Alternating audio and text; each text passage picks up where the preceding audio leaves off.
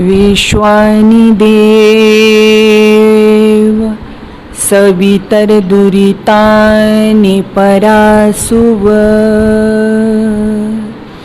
यद्भद्रं तन्न आसुव।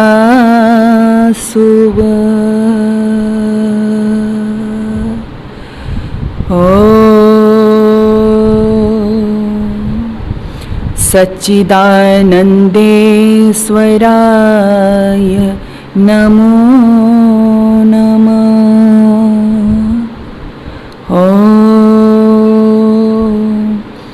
शान्तिः शान्तिः शान्तिः।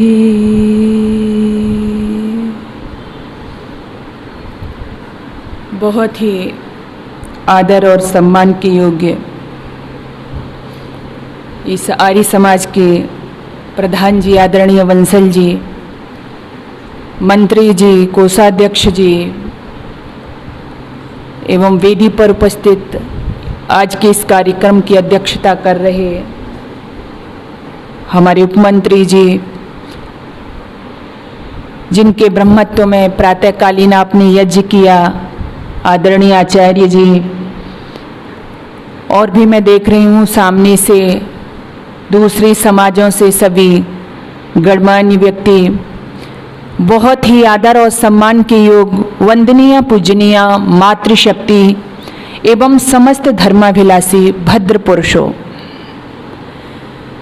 सर्वप्रथम तो परमपिता परमात्मा का बहुत बहुत धन्यवाद कि ऐसी सुंदर प्रेरणा आप सभी के दिलों में हुई और इतने सुंदर कार्यक्रम का आयोजन यहाँ से हो रहा है। मैं हमेशा कहती हूँ, चाहे मैं हूँ, आप हों, कोई भी हो व्यक्ति, जब हम कोई शुभ काम करते हैं या करने जाते हैं तो उस सब के मूल में उस भगवान की, उस ईश्वर की प्रेरणा ही हुआ करती है। जैसा कि अभी आदरणीय आर्य जी कह रहे थे कि हमारा रविवार का साप्ताहिक सत्संग और महाराणा प्रताप की जयंती भी वो मना रहे हैं। आप देखोगे कि आज रविवार का दिन है और बहुत से लोग जो सर्विस आदि में हैं आज वो भी अपने घर पर रुकते हैं, लेकिन आपने सोचा, कभी विचार किया कि यहाँ पर भी ये जो सभागार है इसके अंदर ये जो व्यक्ति हैं केवल इतने के ही दिलों में प्रेरणा हुई कि आज हमको रविवार को जाना चाहिए?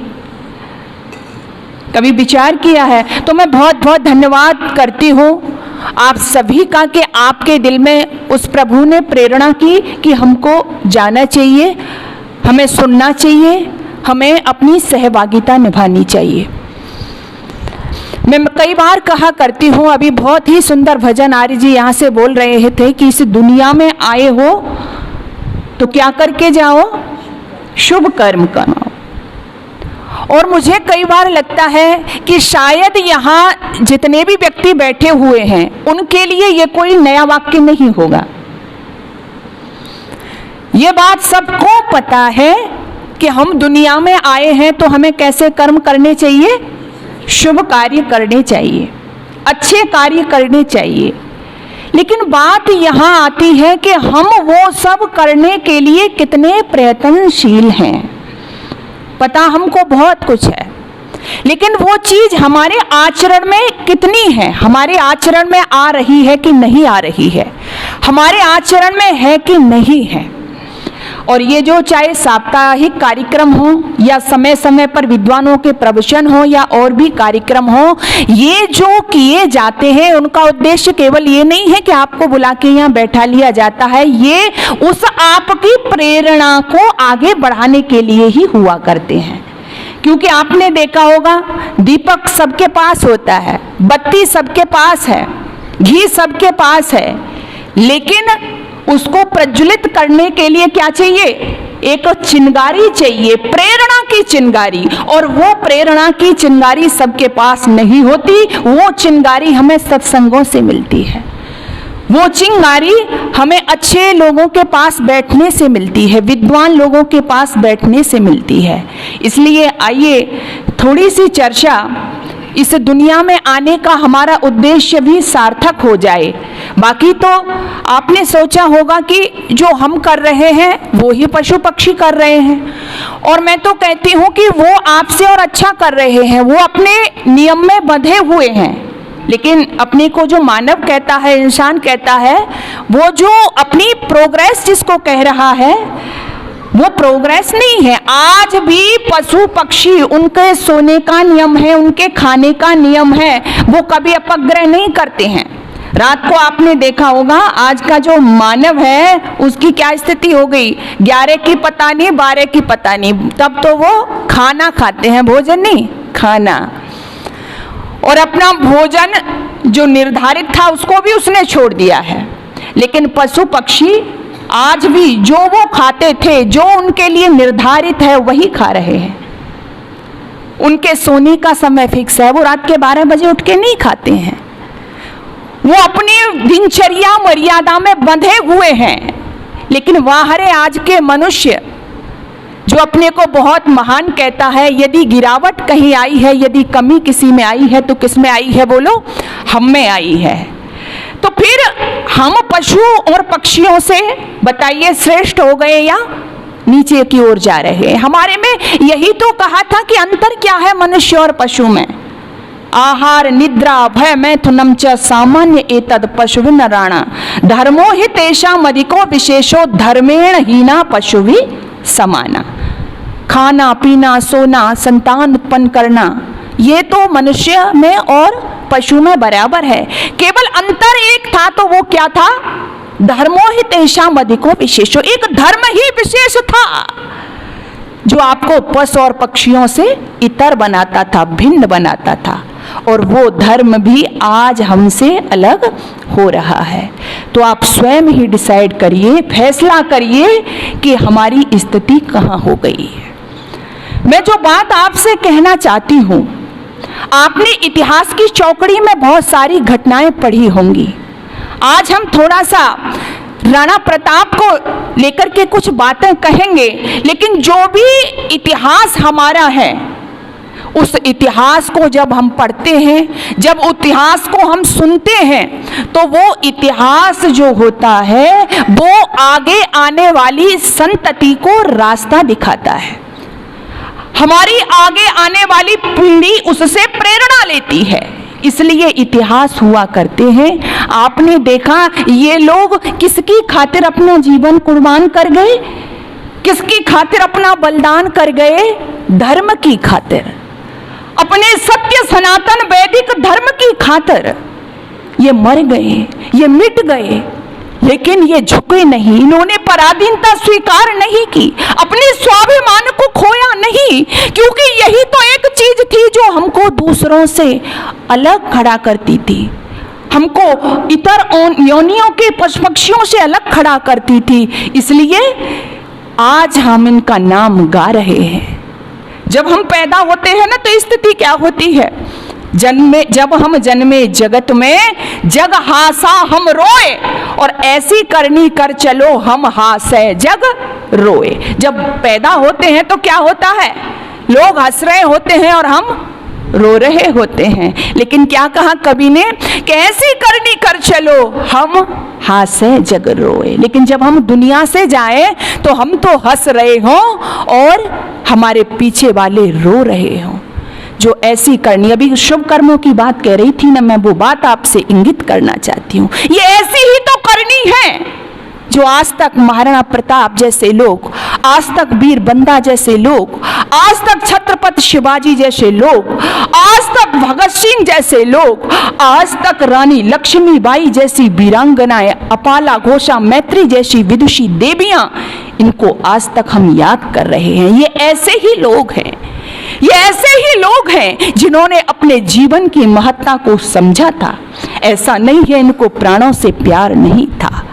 महाराणा प्रताप का व्यक्तित्व जो हमारे सामने आता है, देश के लिए लड़ मिट गए। ऐसा नहीं था कि इनको जीने की परवाह नहीं थी। ये भी दास्तां स्वीकार करके महलों में आराम से जीवन जी सकते थे। इनको जरूरत क्या थी? लेकिन नहीं, इनके सामने धर्म खड़ा हुआ था, इनके सामने संस्कृति थी, इनके सामने अपने स्वाभिमान की रक्षा के लिए ये अग्रसर थे, खड़ा हुआ दिख रहा था इनको। इसलिए इन्होंने साफ कह दिया था, खाऊं न परतंत्रता की रोटियां स्वर्ण की थालियों में, भले हैं स्वतंत्रता के दोना ढाक पात के। ये बन बन मारे फिरे, घास की रोटी खाकर गुजारा किया। और आज हम अपनी संतानों को, मैंने देखा, जरा सा कष्ट नहीं होने देते हम उनको। ये बात ठीक है क्योंकि माता पिता का ये कर्तव्य होता है, लेकिन जरा विचार करो अपने देश के लिए, धर्म के लिए, यदि आपने अपने बच्चों को तैयार नहीं किया, यदि उनको आपने ये सब परिस्थितियां झेलने के लिए इस काबिल नहीं बनाया कि वो भूख प्यास सर्दी गर्मी सह सकें। आपके बच्चे थोड़ी देर धूप में खड़ा कर दो तो मुरझाने लगते हैं, बरसात में नहीं रह सकते, गर्मी में नहीं रह सकते, सर्दी में नहीं रह सकते, पिज्जा बर्गर नहीं मिले तो जिंदा नहीं रह सकते। ये क्या खाक देश और धर्म और संस्कृति की रक्षा करेंगे? वो राणा के बच्चे, वो उस प्रतापी साम्राज्य के बच्चे जिनको आप गेहूं की रोटी की बात करते हो, जो वन वन में घूम रहे थे और बहुत दिनों के बाद में घास की रोटी नसीब हुई, घास की रोटी बनाई गई कि आज इनको खाएंगे, लेकिन घास की रोटी बन के तैयार ही हुई थी कि उनको भी वन विलाप ले गया। जरा विचार करो, घास की रोटी कई दिनों के बाद लग रहा था कि आज बैठ करके खाएंगे, और उन घास की रोटियों को भी जब वन विलाप ले गया, भूख से तड़प रहे हैं राणा के बच्चे और बच्चियां, वो चंपा, वो अमर सिंह। जरा स्थिति देखना, यदि आपके अंदर पिता का गुण है तो एक पिता समझ सकता है उस स्थिति में। मैं आपको एक पैमाना दे रही हूं कि जिसके बच्चे बहुत दिनों से भूखे हों, घास की रोटी भी ना मिले, उस पिता के दिल पर क्या बीत रही होगी। जब वन विलाप ले गया, कई दिन हो गए, बच्चों को भोजन नहीं मिला, क्या करता एक बाप? सोचने को मजबूर हो गया। आज सोच रहा है वो राणा, क्या करूं? मेरी बच्ची और वो राणा की बच्ची भूख के कारण बेहोश हो चली थी। वो छोटा सा अमर सिंह बेहोश हो चला था। जरा ध्यान देना, आखिर राणा, आप वो दृश्य भी देखना, वो राणा जिस पर बड़े से बड़ा संकट आया लेकिन कभी भी झुकने को तैयार नहीं हुआ। लेकिन एक बाप की भूमिका को सामने रख के आप राणा को देखना, जिसके अंदर एक पिता जागृत हो उठा था। आज जब देखा कि मेरी बेटी भूख से बेहोश हो गई है, सोचा अब नहीं देखा जाता इससे आगे। विचार किया कि नहीं, अब तो मुझे अपने बच्चों की खातिर कुछ करना होगा। बस पता चला कि क्या कर सकता हूं। भारी मन से सोचा कि बस कुछ नहीं, एक पत्र ही लिख देता हूं। कैसा पत्र था वो? संधि पत्र। विचार करना क्या बीती होगी उस समय राणा से। संधि पत्र लिखने के लिए तैयार हो गया। लेकिन सज्जनों, मैं जो बात आपको कहना चाहती हूं, राणा ने संस्कारों के माध्यम से अपने बच्चों को तैयार किया था, संस्कारित किया था उस बेटी चंपा को, अमर सिंह को। जब चंपा को पता चला बेहोश है वो बच्ची, लेकिन कानों में थोड़ी सी आवाज गई, राणा सोच रहे हैं क्या करूं, अब कोई मेरे पास चारा नहीं है, संधि पत्र लिखना चाहता हूं। ओह, वो तो उस बेहोशी में से जाग गई, एकदम से चौंक पड़ी। राणा को देखा संधि पत्र। पिताजी, संधि पत्र लिखना चाहते हो? अकबर के लिए संधि पत्र? आप पर बड़ी से बड़ी मुसीबत आई, आपत्ति आई, आप तो कभी झुके नहीं थे, आज हमारी खातिर आप संधि पत्र लिख रहे हो। ओ पिताजी, मानो वो मूर्छा उससे कोसों दूर भग गई उस बच्ची से। वो बच्ची पिताजी की कलम पकड़ के कहती है, पिताजी आपको नीला घोड़ा सवार कहने वाला वो अकबर, उसके दरबार में जब आपका संधि पत्र जाएगा तो वो क्या कहेगा। पिताजी कलम को पकड़ लेती है, कलम को रोक देती है, कहती है, पिताजी हम इस देश धर्म की खातिर तिल तिल करके मर जाएंगे, अपने प्राणों को आहूत कर देंगे, लेकिन आपको उसके सामने कभी भी झुकने नहीं देंगे, उसकी दीनता हीनता स्वीकार नहीं करने देंगे। और उस 12 साल की बेटी चंपा ने अपने पिता को संधि पत्र लिखने से रोक लिया।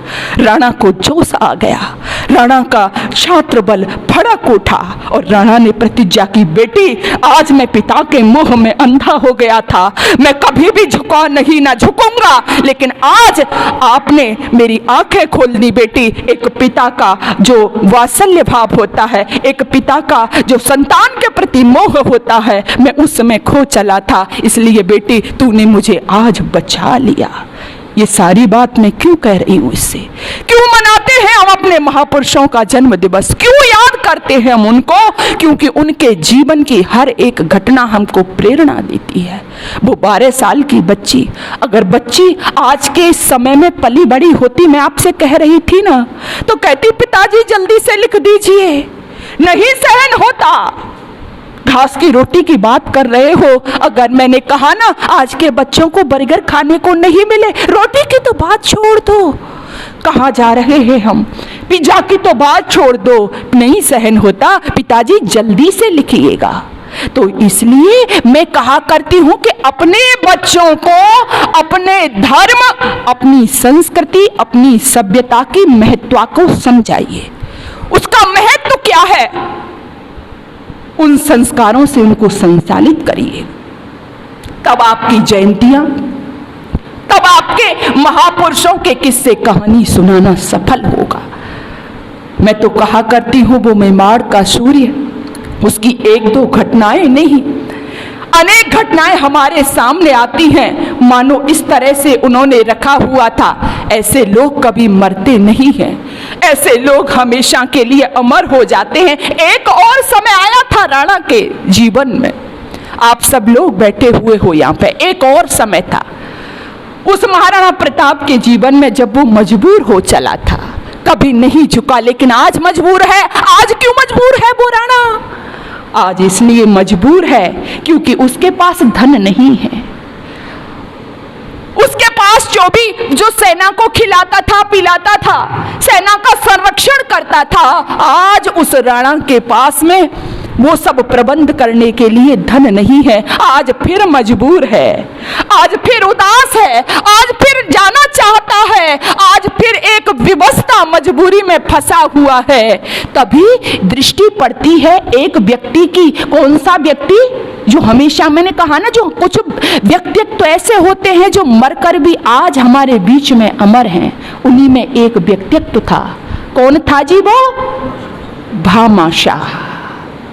जब पता चला भामाशाह को कि राणा मजबूर है, राणा टूट गए हैं, राणा बिखर गए हैं, तो वो बूढ़ा, कौन सा बूढ़ा?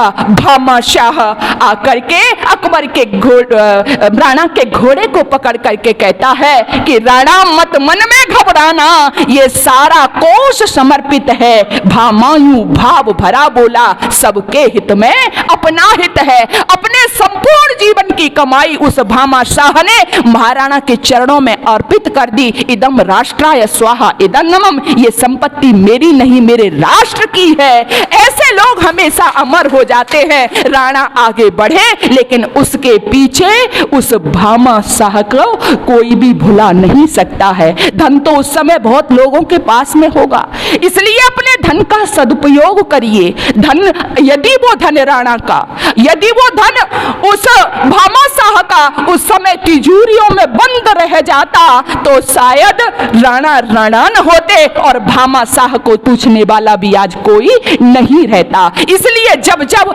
राणा का नाम लिया जाएगा, भामाशाह को भी उसके साथ में याद किया जाएगा। ऐसे जीवन हुआ करते हैं। इनको जीवन का उद्देश्य एक ही था, ये मरे नहीं, क्योंकि मरे क्यों नहीं? इनका धन, इनका शरीर, इनका हर एक कार्य इस देश के लिए हुआ, समाज के लिए हुआ। और फिर मौत की भी इतनी हिम्मत नहीं है जो ऐसे लोगों को मार सके। क्या मार सकेगी मौत उसे, औरों के लिए जो जीता है। मिलता है जहां का प्यार उसे, औरों के जो आंसू पीता है। मिलता है जहां का प्यार उसे, औरों के जो आंसू पीता है। जिसने विष पिया बना शंकर, जिसने विष पिया बनी मीरा। जो छेदा गया बना कंकर, जो काटा गया बना हीरा। वो नर है तो है नारायण, और नारी है तो सीता है। क्या मार सकेगी मौत उसे, औरों के लिए जो जीता है। ऐसा आपका व्यक्तित्व होना चाहिए, ऐसा आपका जीवन होना चाहिए। और ये जो हमारी श्रृंखला है, मुझे वेदना तब होती है कि ये लोग हमारे लिए इतना करके गए, हमारे महापुरुष हमारे लिए इतनी यातनाएं झेल करके गए। आप जरा सोचो, भोजन नहीं मिला, और भोजन की तो बात छोड़ दो, इनके साथ कितना अन्याय अत्याचार हुआ। बच्चे बिलख बिलख करके प्राण त्याग गए। किसी को, इनके छोटे छोटे बच्चों को दीवारों में चिनवा दिया गया। इन्हीं के सामने इन्हीं के बच्चों की गर्दन काट करके उनके रक्त से इनके चेहरे को रंगा गया। इनके बच्चों को तेल में पकौड़ों की तरह तल दिया गया। इनके बच्चों की गर्दनें काट दी गईं। इनको कोलू में पिलवा दिया गया।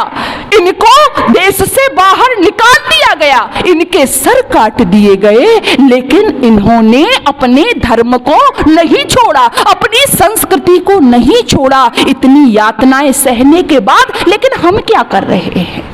हमने इनसे क्या सीखा? हम इनको क्या दे रहे हैं आज? बस आज विचार करने की जरूरत ये ही है। आज हमारे बच्चे, इन्होंने तो ये सब कुछ किया, इनके छोटे छोटे बच्चों ने तो बलिदान कर दिया। इन्होंने तो अपने बच्चों का सुख दुख नहीं देखा, लेकिन आज हम क्या कर रहे हैं? आज हम बस फैशन परस्ती के चक्कर में, मैंने देखा कि छोटे छोटे बच्चे जो हैं, आज उनसे आप बात करो, वो इनका नाम तक नहीं जानते हैं। और छोटे बच्चों की तो बात छोड़ दो, बड़े बड़े लोगों को नाम नहीं पता है, जो इस देश के लिए मर गए, जो इस देश के लिए बलिदान दे गए। अगर हम उनका नाम भी याद नहीं रख पाए, तो इससे बड़ी कृतज्ञता और क्या हो सकती है? छोटे बच्चों ने इस यज्ञोपवीत के लिए बलिदान किया हो, छोटे बच्चों ने जिस देश में अपनी चोटी के लिए बलिदान दिया हो, आज उस देश के लोग, आज उस देश के नौजवान, आज उस देश के बच्चे उस चोटी के लिए उनको शर्म महसूस होती हो। आज उस देश के बच्चे यज्ञोपवीत पहनने में उनको शर्म महसूस होती हो।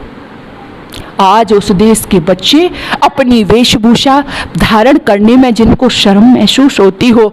निर्णय आप करना कि हम इनके साथ में न्याय कर रहे हैं या गद्दारी कर रहे हैं। हम यहाँ पर चिंतन के लिए एकत्रित हुए हैं, हम यहाँ विचार विमर्श के लिए एकत्रित हुए हैं। ये जवानी में मौजें कर सकते थे, लेकिन नहीं, इन्होंने अपने धर्म की रक्षा का मार्ग चुना, देश की रक्षा का मार्ग चुना। और हम जरा से लालच में वो सब झटके से बहा देते हैं, झटके से छोड़ देते हैं। इसलिए आओ, हमें वापस आना होगा। ये मेरा देश है ना, यहाँ पर तो इतनी विभूतियां हैं, यहाँ पर तो इतनी हस्तियां हुई हैं कि मेरी जिह्वा भी तुतलाने लगती है जब मैं उनका वर्णन करता हूँ। केवल एक हमारे पीछे चित्र लगा है ना, इनके विषय में मैं इतना कहूंगी, ये जहां से आते हैं, अगर आप एक तराजू लेकर के बैठो और उस तराजू के एक पलड़े में पूरे विश्व का इतिहास रख दो और दूसरे पलड़े में भारतवर्ष का इतिहास रख दो, तो कौन सा पलड़ा भारी होगा? भारतवर्ष वाला पलड़ा। और यदि फिर से उस तराजू में से इन दोनों को उठा करके एक पलड़े में भारतवर्ष का इतिहास रख दो और दूसरे पलड़े में राजस्थान का इतिहास रख दो, तो कौन सा पलड़ा भारी होगा? राजस्थान के इतिहास वाला। और फिर से एक तीसरी तराजू लेते हैं और उस तराजू के एक पलड़े में राजस्थान का इतिहास रख दो और एक पलड़े में मेवाड़ का इतिहास रख दो, तो कौन सा पलड़ा भारी है? मेवाड़ का होगा जिस मेवाड़ की भूमि से राणा प्रताप का संबंध रहा, वहां तो बलिदानों की परंपरा रही। ये बलिदानों की परंपरा में आपने देखा होगा महाराणा प्रताप किसके पुत्र थे? राणा उदय सिंह। और उदय सिंह को किसने बचाया था? अपने प्राण प्यारे पुत्र का बलिदान देकर के एक धाय माने जिसकी रक्षा की हो। ऐसे बलिदानों की नगरी से राणा प्रताप का संबंध रहा।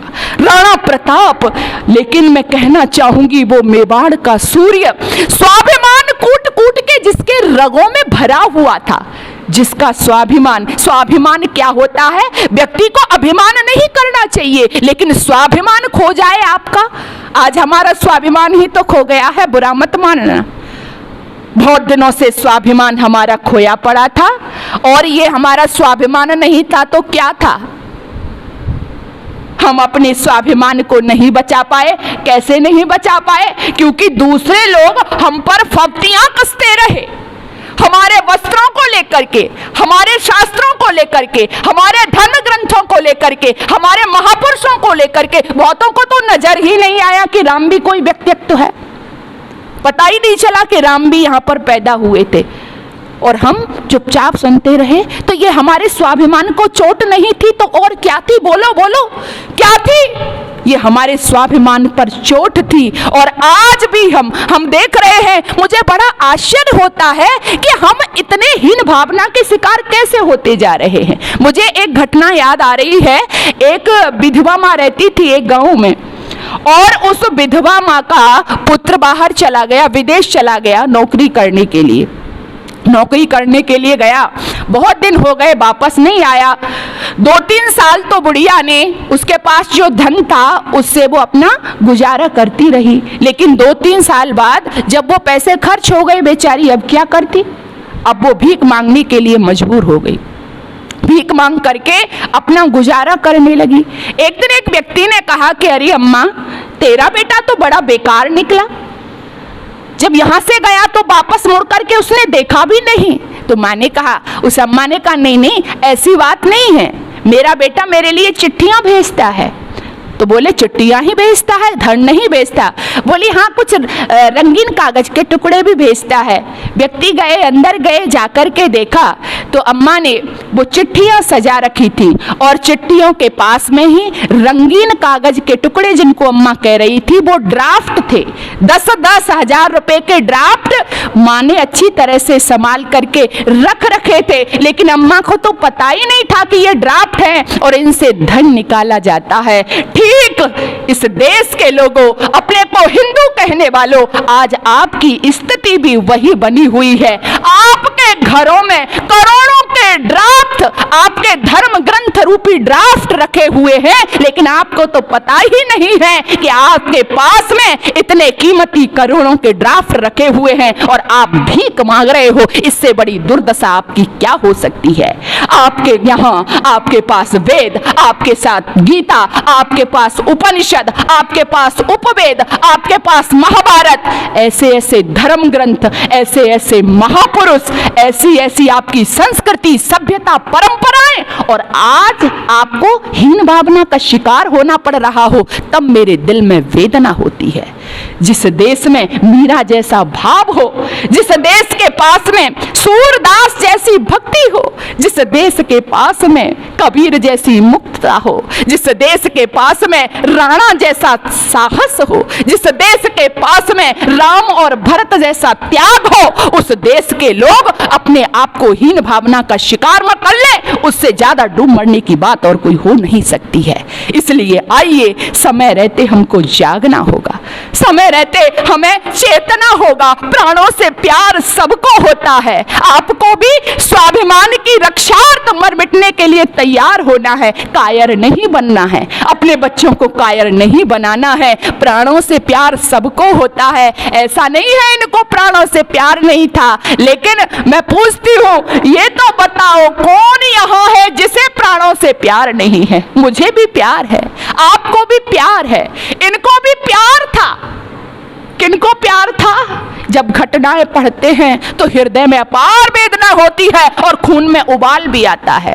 गुरु गोविंद सिंह चमकौर के किले में बैठे हुए हैं और चमकौर के किले में बैठे हुए हैं, उनके पास एक सूचना आती है कि उनके 2 बेटों को दीवार में जिंदा चिनवा दिया गया है। जरा विचार करना, ध्यान देना, उनके 2 बेटों को जीवित ही दीवार में चिनवा दिया गया है। और इस समाचार को सुन करके उनकी मां और उनकी पत्नी ने दम तोड़ दिया है। ये समाचार जब गोविंद सिंह के पास में जाता है तो वो सुन करके चुप बैठे रहते हैं। पास में जब उनके और लोग बैठे हुए थे, जो अन्य उनके सामंत आदि बैठे हुए थे, वो रोने चिल्लाने लगते हैं। वो कहते हैं ये क्या हो गया कि 2 पुत्र चले गए, आपकी पत्नी चली गई और मां चली गई। जब देखा कि गुरु गोविंद सिंह तो जैसे थे वैसे ही बैठे हैं, बल्कि अपने साथियों को समझाते हुए कहते हैं कि अरे साथियों, इसमें रोने की क्या बात है। वो कह रहे हैं साथी, रोने की बात नहीं है, 2 बेटों को जिंदा चलवा दिया गया, पत्नी ने आपकी ने दम तोड़ दिया, आपकी मां ने दम तोड़ दिया, रोने की तो बात है। वहां पर बड़ी जोर से हंसी आई गुरु गोविंद सिंह को। जरा विचार करना, ये किस्से कहानी में नहीं सुना रही हूं, ये हकीकत थी जो हमारे देश के लोगों ने जिसको जिया। उस समय गुरु गोविंद सिंह कहते हैं कि अरे साथियों, ये तो हंसने की ही बात है, अरे रोने की बात तो तब होती जब मेरे पुत्रों ने किसी लालच में आकर के, किसी भय में आकर के, किसी प्रलोभन में आकर के अपने प्राणों का बलिदान न किया होता, धर्म परिवर्तन कर लिया होता, तब तो रोने की बात थी। अब तो हंसने की बात है कि मेरे बच्चों ने हंसते हंसते दीवारों में चिन गए, लेकिन धर्म परिवर्तन नहीं किया, अपनी संस्कृति को नहीं छोड़ा। तो ऐसे लोग थे, इनको मरने से ऐसा नहीं है। अरे ये तो बताओ कौन यहाँ है जिसे प्राणों से प्यार नहीं है, मगर जगत में मित्र शुरू से जुड़ा कहां संघार नहीं है। मृत्यु क्या है, वस्त्र बदलना, कुछ पल का विश्राम साथियों। जीवन एक अखंड पर्व है, साधारण त्योहार नहीं है। जीना सबसे बड़ी कला है, ध्यान देना, जीना सबसे बड़ी कला है, लेकिन यह भी अटल सत्य है, मृत्यु से डरने वालों को जीने का अधिकार नहीं है। मृत्यु से डरने वालों को जीने का अधिकार नहीं है। मृत्यु से डरने वालों को जीने का अधिकार नहीं है। उनके तो रग रग में मानो ये सूक्तियां, मानो ये कविता उन्होंने रट रखी थी, इसलिए वो देश के लिए लड़ गए थे, इसलिए वो देश के लिए मर गए थे। हाँ, एक समय और आया, मैं राणा की बात आपसे कह रही हूं ना, पूरे जीवन भर स्वाभिमान कमाया, पूरे जीवन भर झुके नहीं, लेकिन आज अंतिम समय है उस राणा का। और अंतिम समय में जब उनको लग रहा है कि अंतिम समय मेरा नजदीक है और वो छटपटा रहे हैं, अंतिम समय की छटपटाहट जब उनके कुछ सामंत आदि थे उन्होंने देखी तो उनको आश्चर्य हुआ। उन्हें लगा कि ये राणा तो बड़ी से बड़ी विपत्ति में घबराया नहीं, मृत्यु को तो मानो ये हथेली पे रख के घूमता था। आज जब मृत्यु सामने है तो ये राणा ये छटपटा क्यों रहे हैं, लेकिन पूछने की हिम्मत नहीं है।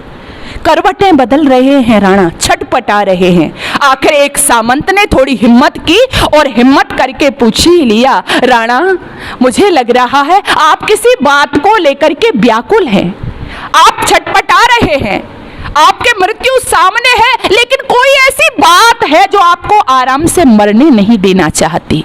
ध्यान से सुनना सज्जनों। वो राणा प्रताप कहते हैं, सामंत तुमने मेरी बात को, मेरी वेदना को ठीक तरह से समझा, बिल्कुल सही कहा आपने। बस मेरे प्राण कुछ ही क्षण में निकल जाएंगे, लेकिन एक घटना बार बार मेरी स्मृति में आ रही है और वही घटना मुझे आराम से मरने नहीं दे रही है। कौन सी घटना थी वो? राणा प्रताप कहते हैं कि कुछ समय हो गए, कुछ समय पहले मैं इन्हीं झोंपड़ी में बैठा हुआ था और मेरे सामने वाली जो झोंपड़ी है उसमें से मेरा पुत्र अमर सिंह निकल रहा था। जब अमर सिंह निकल रहा था तो सामंत, अब ये तो झोंपड़ियां ही हैं, कोई महल थोड़े ही हैं, इनके गेट भी छोटे छोटे हैं। जैसे ही अमर सिंह निकल रहा था तो अमर सिंह की पगड़ी उस झोंपड़ी के दरवाजे से टकरा गई, और उस दरवाजे से टकरा गई तो अमर सिंह को इतना गुस्सा आया कि उसने तलवार निकाल करके उस झोंपड़ी के दरवाजे को काट डाला और जो बांस था उसको तोड़ करके बाहर डाल दिया।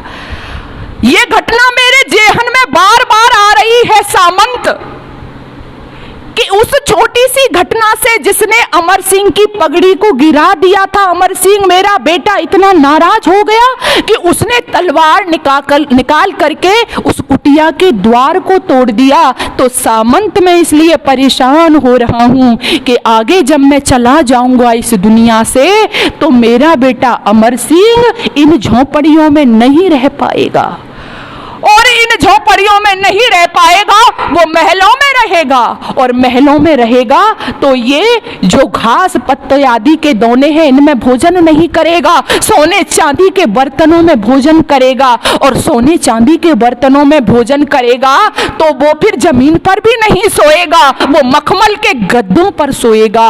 और जब ये इतनी सुख सुविधाओं का अभ्यस्त हो जाएगा तो कम शक्ति के साथ में फिर शत्रु से युद्ध करना आसान नहीं होगा, क्योंकि जो तप चाहिए वो तप ये प्राप्त नहीं कर पाएगा, और फिर ये भी दूसरे राजपूतों की तरह उस अकबर की अधीनता स्वीकार कर लेगा। बस यही घटना मुझे बार बार याद आ रही है और मुझे चैन से मरने नहीं देती है।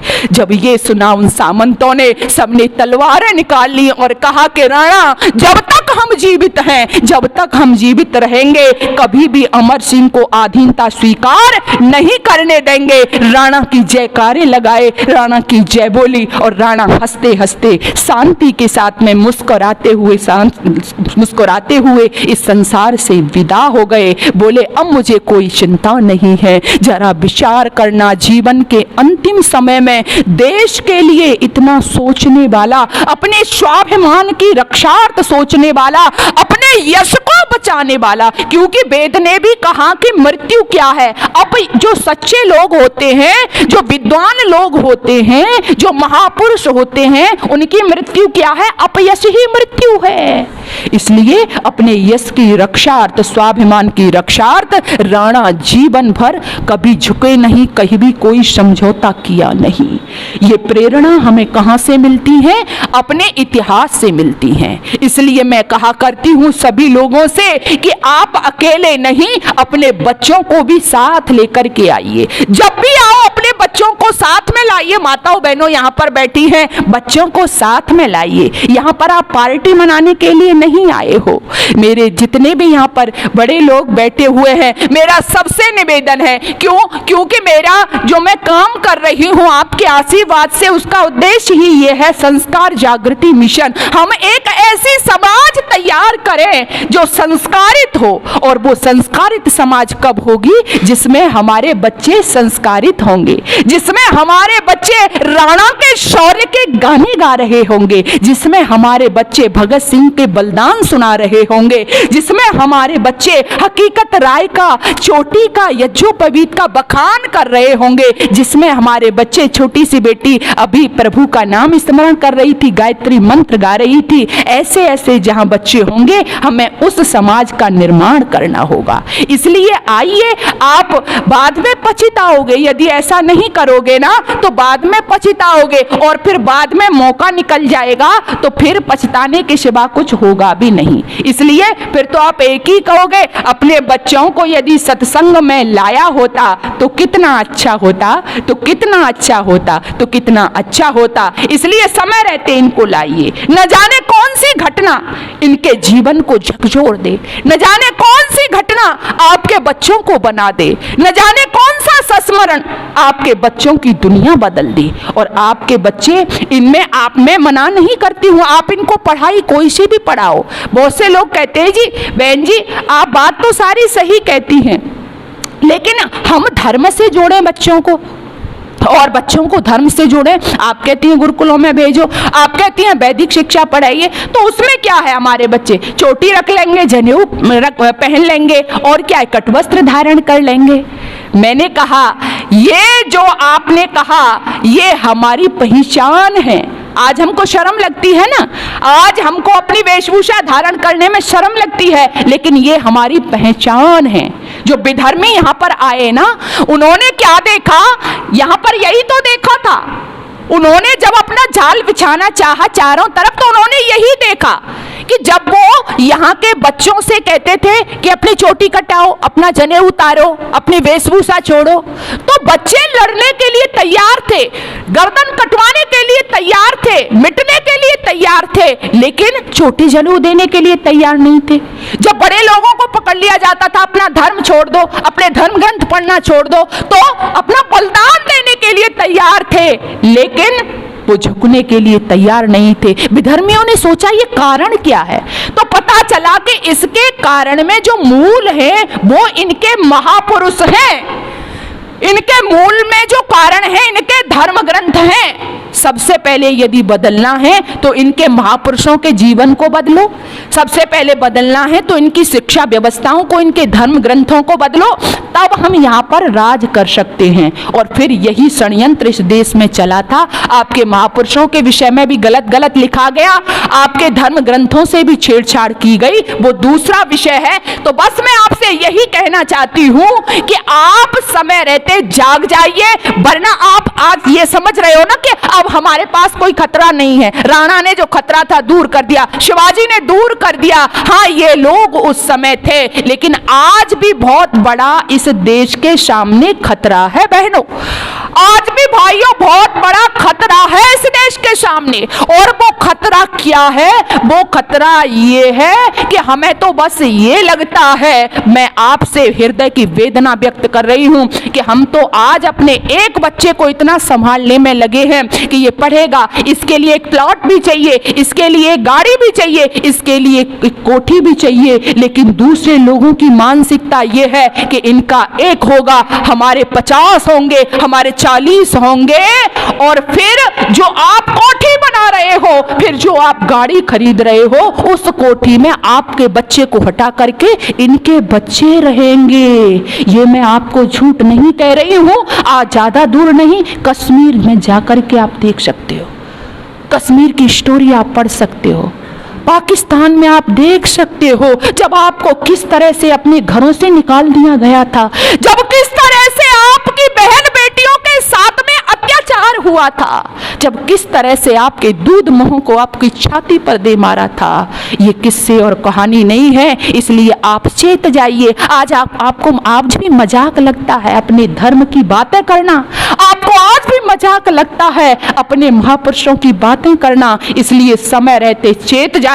और मैं कभी भी निराश नहीं होती हूँ, कभी कभी वेदना अवश्य होती है, लेकिन मैं निराश नहीं होती हूँ, क्योंकि हम उस ऋषि दयानंद के सिपाही हैं जिन्होंने हमें निराश होना कभी सिखाया नहीं है। आइए हम कैसे जागेंगे? मैं तो कहा करती हूँ, सबसे पहले तो अपने बच्चों को एक पुस्तक अवश्य पढ़ाइए, अपने बच्चों को एक पुस्तक अवश्य पढ़ाइए। बड़े होकर के वो सत्याग्रह प्रकाश पढ़ेगा, आप सब लोग पढ़िए। खैर आप लोग तो पढ़ते ही होंगे, क्योंकि मुझे लग रहा है जितने चेहरे यहाँ पे मैं देख रही हूँ ज्यादातर परिचित लोग बैठे हुए हैं, लेकिन बांटिए सत्याग्रह प्रकाश।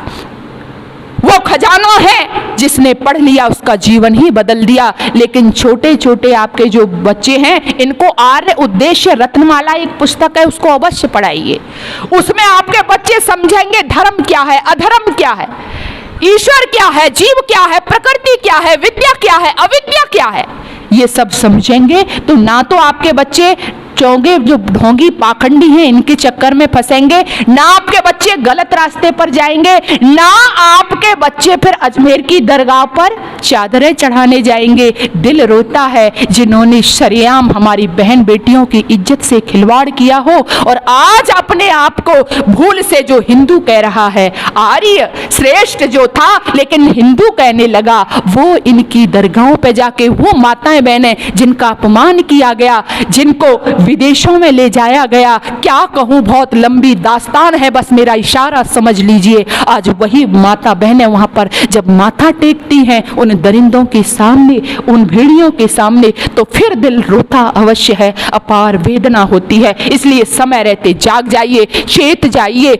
मैंने कहा था ना कि क्या जरूरत पड़ी थी इन नौजवानों को, क्या जरूरत पड़ी थी इस देश के रणवाकुरों को। यही जरूरत थी कि वो अपनी बहन बेटियों की इज्जत से खिलवाड़ नहीं होने देना चाहते थे। लेकिन आज की बहन बेटियां तो स्वयं अपनी इज्जत को नीलाम कर रही हैं। ये सोचनीय विषय है। मेरी माताएं जितनी बैठी हैं, जाइए, हम समाज में क्या कर सकते हैं, मेरी एक क्या भूमिका है। मैं पूरा देश नहीं बदल सकती, लेकिन हाँ, मैं वो बात अवश्य कहा करती हूँ। एक जगह आग लग गई थी और उस आग में लोग बुझाने के लिए बाल्टियां लेकर के जा रहे थे, सब काम कर रहे थे। वहीं पर देखते हैं कि एक छोटी सी जो चिड़िया है, वो चिड़िया भी क्या कर रही थी, अपनी चोंच में जल भर भर करके जहां पर आग लग रही थी वहां पे डाल रही थी। जब चिड़िया वहां पे डाल रही थी, किसी ने पूछा, आग इतनी विशाल लगी हुई है, लोग इतने बाल्टियों से बुझा रहे हैं, गाड़ियां लगी हुई हैं, ए छोटी सी चिड़िया,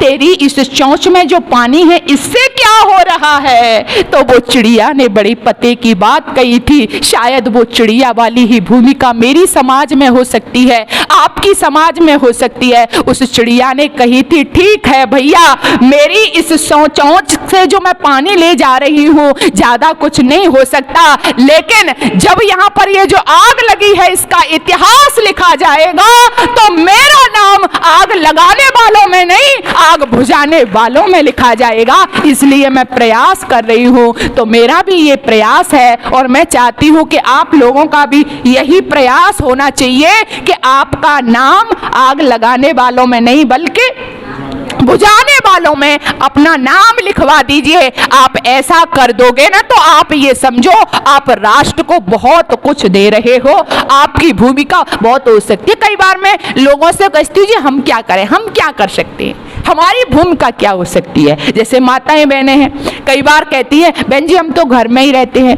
कुछ कामकाजी महिलाएं वो ठीक है, लेकिन कहती हैं जी हम तो घर में, हमारी भूमिका क्या हो सकती है। लेकिन वो विषय दूसरा है। माताओं में कई बार शायद आपने मुझे सुना भी होगा, माताओं की तो बहुत बड़ी भूमिका है, सारी भूमिका आपकी ही तो है, आप सबसे बड़े पद पर आप ही तो हो। मैं कई बार कहती हूँ, छोटे छोटे बच्चों को जैसे पूछती हूँ, मैं परिचय पूछ लेती हूँ, तो मैं कई बार बुला करके बच्चों से कहती हूँ कि आपके पिताजी क्या करते हैं बेटा। तो बच्चे कहते हैं, कोई कहेगा टीचर हैं पिताजी, कोई कहेगा इंजीनियर हैं, कोई कहेगा डॉक्टर हैं। और फिर मैं कई बार पूछती हूँ कि आपकी माताजी क्या करती हैं, तो जी बोली वो कुछ नहीं करती। भाई किसी की टीचर है, डॉक्टर है तो वो बता देता है, लेकिन किसी की घर में रहती है तो वो कहता है जी माताजी कुछ नहीं करती। मुझे बड़ा आश्चर्य होता है कि माताजी कुछ नहीं करती, वो माता जो सब कुछ करती है। फिर क्या कहते हैं जी कुछ नहीं करती। मैंने कहा अच्छा कि नहीं वो तो हाउस वाइफ हैं, हाउस वाइफ। जरा विचार करना, हमारी वैदिक संस्कृति में वेद, उपनिषद, वेदांग, दर्शन, गीता, रामायण, पुराण, किसी में भी देख लेना, कहीं भी हाउसवाइफ शब्द नहीं आया है। आया हो तो बताओ माता जी, नहीं आया। क्या शब्द आया है? गृह लक्ष्मी। गृह लक्ष्मी, विचार करना कितना सुंदर शब्द है, गृह लक्ष्मी। ये जो गृह लक्ष्मी होती है ना, आप जरा विचार करना, एक जो कंपनी का सीईओ होता है ना, उसकी जो भूमिका रहती है वो भूमिका माताओं की घर में होती है। जो माँ घर चला सकती है वो एक कंपनी भी चला सकती है, और जो कंपनी चला सकती है वो प्रांत भी चला सकती है और राष्ट्र भी चला सकती है। सीएम और पीएम से बड़ी भूमिका है माताओं की, है ना। तो आप और साथ ही साथ में संतति का निर्माण करके राष्ट्र धर्म के बारे में भी माताएं सोचती हैं। तो इसलिए हमें हमारी अपनी भूमिका को सब लोग समझिएगा, हम जहाँ हैं, चाहे हम माँ के रूप में हैं, चाहे हम पिता के रूप में हैं। कई बार जब कहती हूँ तो बहुत से लोग कहते हैं बहन जी ये तो माताओं की ही सारी जिम्मेदारी हो गई, पिता का दायित्व भी है। तो हम संतान के प्रति माँ और पिता, हम दोनों भूमिका समझें। यदि हम आचार्य हैं तो अपनी भूमिका हम समझें। यदि हम कहीं डॉक्टर हैं तो वहां अपनी भूमिका समझें, हम इंजीनियर हैं तो वहां अपनी भूमिका समझें। डॉक्टर के रूप में हमारी भूमिका क्या हो सकती है?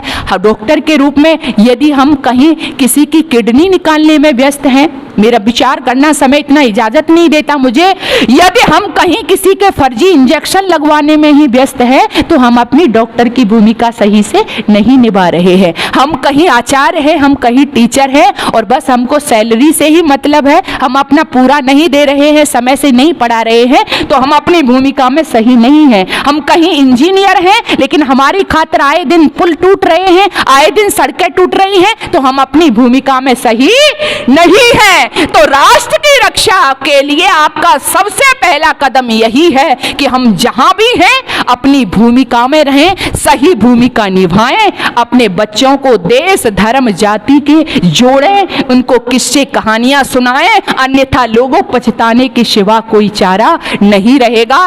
तो आइए इसके साथ ही साथ और प्रश्नता का विषय है कि इतनी सुंदर राणा प्रताप की जयंती के विषय में आयोजन तो यहाँ से किया ही गया, काश मुझे और अच्छा लगता कि आपके बच्चे और होते, क्योंकि हम आप जैसे जितने यहाँ पे लोग बैठे हैं आपकी भूमिका को मैं नमन करती हूँ, लेकिन यदि ये हम सारे कहानियाँ अपने बच्चों को सुनाएंगे तो निर्माण उनसे होगा, दशा और दिशा तो देश की वो बदलेंगे क्योंकि वो आने वाले देश का भविष्य है। इसलिए अवश्य लेकर के आइए। और दूसरा, हमारे इस समाज के उपमंत्री आदरणीय विजय आर्य जी, उनका जन्म दिवस भी है, तो आप भी बहुत बहुत प्रशंसा के पात्र हैं और परमपिता परमात्मा से कामना करती हूं कि इनकी बहुत ही लंबी दीर्घायु ये हो और यशस्वी जीवन बिताएं। इनका भी बहुत अच्छा निर्णय मुझे यहाँ पे लगा कि जन्म दिवस, बाकी के लोग जन्म दिवस कहाँ मनाते हैं जी? पता है ना आपको? कहाँ जाते हैं? होटल में जाते हैं, रेस्टोरेंट में जा रहे हैं, क्लबों में जा रहे हैं, है ना? तो जन्मदिवस तो है ही नहीं। और दूसरा क्या है, उसके साथ साथ में बहुत लोग मैंने ऐसे ही सुने, मंत्री जी की बात नहीं कर रही हूँ, मैंने बहुत लोगों को ऐसे भी देखा कि प्रातःकाल तो यज्ञ करते हैं, है ना? प्रातःकाल तो यज्ञ होता है और फिर शाम को ना बहन जी थोड़ा सा वो वाला भी कर लेते हैं। मैंने कहा कौन से वाला? कि वही वाला। कौन से वाला पता होगा आपको? वही वाला। केक नहीं हुआ। मुझे आश्चर्य होता है इस देश के लोगों की मानसिकता। 500 से ऊपर मिठाइयों के प्रकार यहाँ पर हैं और फिर भी केक काटने की जरूरत हो जाती है। क्यों? क्योंकि हम अपनी बुद्धि का प्रयोग नहीं करते। हमें तो हमेशा नकलची बने रहना है, हमें तो हमेशा विदेशी रूपी कल्चर के कचरे को ही अपनाना है। इसलिए वो कर रहे हैं ना, इसलिए हम कर रहे हैं, वो कर रहे हैं ना। मुझे 2 लाइनें फिर याद आ रही हैं। जीवन के हर चौराहे पर, जीवन के प्रत्येक मोड़ पर मैं अपनों से पूछ रही हूँ, हम दुनिया को बदल रहे या हमको बदल रही है दुनिया? जीवन के प्रत्येक मोड़ पर मैं अपनों से पूछ रही हूँ, हम दुनिया को बदल रहे या हमको बदल रही है दुनिया? एक समय तो वो था कि हमने दुनिया को क्या किया था? बदल दिया था। सारी दुनिया हमारे यहाँ नतमस्तक रहती थी, हमारे ऋषियों के चरणों में रहती थी। लेकिन आज क्या कर रहे हैं? हम दुनिया को बदल रहे हैं या दुनिया हमको बदल रही है? दुनिया का प्रभाव हमारे ऊपर है। कहाँ खो गए आप? क्यों हीन भावना में फंस रहे हो? आपके पास बहुत सबसे उत्तम संस्कृति पूरी दुनिया में, जिस संस्कृति का कोई तोड़ नहीं, सा प्रथमा विश्ववारा संस्कृति, जो विश्व की प्रथम संस्कृति है, वो आपके पास में है। अच्छे धर्म ग्रंथ आपके पास में है, बड़े महापुरुष, अद्वितीय महापुरुष आपके पास में है। फिर आप हीन भावना के शिकार क्यों हो गए? क्यों? क्योंकि हम अपने आप से नफरत करने लगे। अपने स्व, चाहे भोजन हो, चाहे स्वभाषा हो, चाहे स्वभेष हो, सबसे हमें घृणा होने लगी, क्योंकि हमें उन लोगों की चीजें अच्छी लगने लगी, वही हमारे पतन का कारण बनी। तो आइए आज से हम यहाँ संकल्प करेंगे, केवल सुन के नहीं जाएंगे कि सुना और बाहर निकाल दिया। मैंने कहा ना, जिसकी जो भूमिका है उसको हम अदा करेंगे। तो बहुत सुंदर निर्णय इनका रहा, मंत्री जी का। आप सबको भी प्रेरणा प्रेरणा मिलती है कि यज्ञ के माध्यम से परमपिता परमात्मा को साक्षी करते हुए, अग्नि को साक्षी करते हुए इन्होंने अपने दीर्घ जीवन की कामना की। आप सभी लोगों से आशीर्वाद लिया। ऐसा जन्म दिवस मनाना चाहिए। आप भी घरों में अपने बच्चों का इसी तरह से मनाइए। आप भी अपने घरों में अपना जन्म दिवस हो इसी तरह से मनाइए। समाज में आके मनाइए, तब प्रेरणा मिलती है। केक काट करके मनाते जाओगे तो ये बच्चे है ना, किसी दिन आपका गला काट देंगे। ध्यान देना, आज केक काट रहे हैं, किसी दिन गला काटेंगे, जेब काटेंगे। मैं सच कह रही हूं। और वो कमी बच्चों की नहीं है, वो कमी हमारी और आपकी रहेगी, क्योंकि काटने के संस्कार बच्चों को किसने सिखाए हैं जी? हमने सिखाए हैं। 1 वर्ष का बच्चा होता है तभी हम छुरी देते हैं कि ले काट ले। तो आइए, मैं समय सीमा में ही आपको बस ये कहना चाहती हूं कि जिसने नहीं समझा समय को उसे मिटना पड़ा है, जो बच गया तलवार से उसे फूल से कटना पड़ा है, उसे फूल से कटना पड़ा है। परिस्थितियां बहुत विकट हैं। आप ये ना समझें कि हम सुरक्षित हैं, लेकिन हम हिम्मत करके आशा और विश्वास के साथ में ऋषि दयानंद के सिपाही हर एक परिस्थिति से मुकाबला करेंगे, अपने बच्चों को संस्कारित करेंगे और समाज की दशा और दिशा दोनों ही हमारे बच्चे हम मिल करके तय करेंगे। इन शब्दों के साथ ही आप सभी का बहुत बहुत धन्यवाद कि आपने मुझे यहाँ पर आमंत्रित किया।